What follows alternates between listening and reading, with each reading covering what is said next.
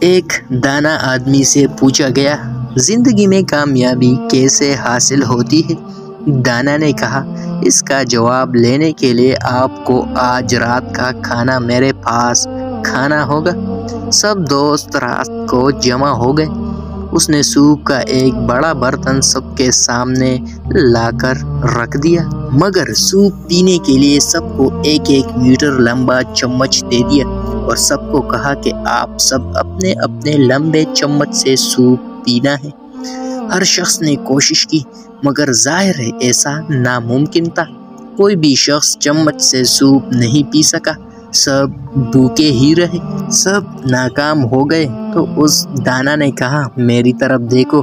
اس نے ایک چمچ پکڑا، سوپ لیا اور چمچ اپنے سامنے والے شخص کے منہ سے لگا دیا۔ اب ہر شخص نے اپنا اپنا چمچ پکڑا اور دوسرے کو سوپ پلانے لگا۔